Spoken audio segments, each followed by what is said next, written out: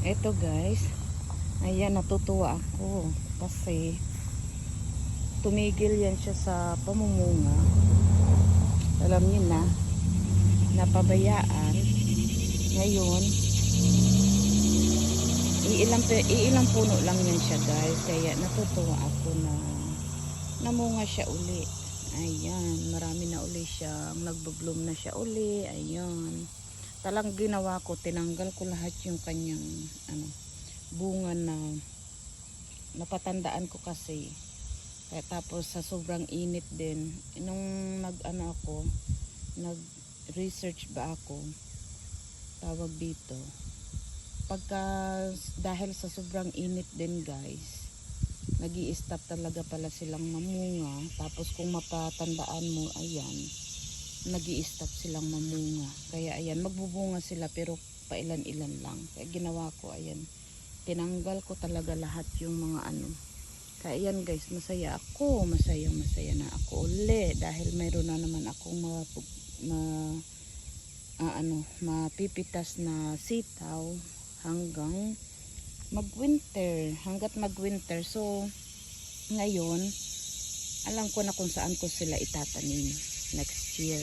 Ayan, meron akong spot para sa kanila na magiging okay sila sa during summer. Kasi pag summer guys pala dito, grabe ang init. Tuyong-tuyo yung lupa. Pagka walang ulan, nako, kailangan talaga alaga ang mga tanim dito. Ayan. Well, mainit din naman sa ibang lugar pero kailangan nito may shade din kahit paano. Full sun naman dito pagka pag nasa tapat na yung dito yung araw, yan wala na siya, tawag dito, may initan siya. Tapos pag bumaba na dyan, di may shade na siya, so maganda. So mayroon ako sa kanilang lugar para sa sunod na taon kung saan ko sila itatanim. Ayun lang guys, share ko lang yung aking na masaya ako ngayong araw dahil ayan, paglabas ko, ayan na, pagtingin ko sa kanila, ang dami nilang bulaklak na uli. Hindi man sila maraming puno dahil nga iilan lang naman talaga yan sila na tinanim ko.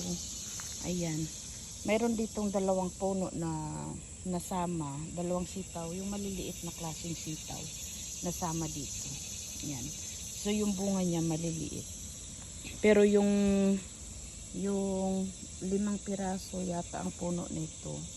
Ayan guys, pati yung nasa lupa nagsanga-sanga na uli sila. Ayan pati yung nasa may lupa ay nagbubunga na uli. So bali 2 puno ng maliliit na sitaw, tapos bali 5 or 6 na yung sitaw ay malalaki yung kanyang bunga. Ayan, maganda yung bunga niya.